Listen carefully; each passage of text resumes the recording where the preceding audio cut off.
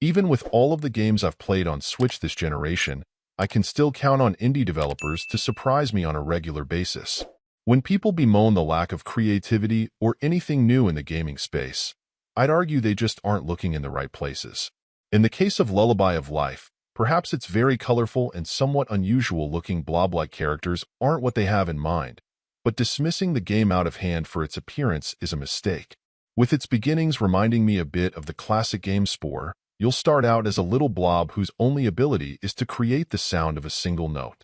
Building from that foundation, over the course of the game you'll slowly add new notes of your own, as well as enlisting the aid of other blobs, who'll have their own notes as well. By moving around you'll use those notes to solve open gates, move what look like small pebbles that can be used to hold down buttons, and awaken new allies.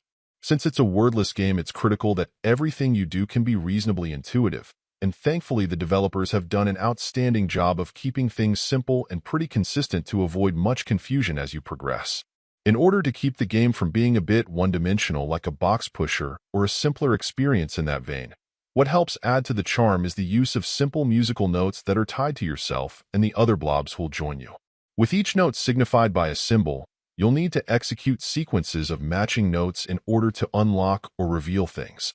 As you continue to accumulate more and more allies, this can get a little more cumbersome as you work to choose the correct ones in order, but in general the controls don't do anything to get in your way, which I was thankful for. Just to throw an added wrinkle into things, there are sometimes additional rules on notes you'll need to play first in order to trigger the ones you want. So even this action isn't as simple as it may sound. In general, while the game only lasts a handful of hours, I found the mix of simple but effective gameplay, odd and very colorful imagery, and soothing tones to be a real joy.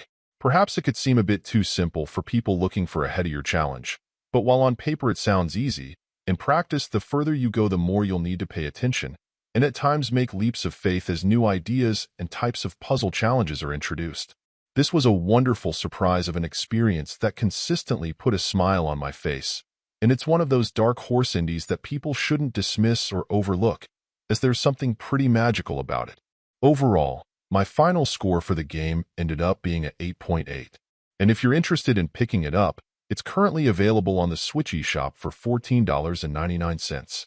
Thank you for taking the time to listen to this review. And if you'd like more information or ideas of indie games worth checking out on Switch, be sure to click on the link provided in the description. Until next time.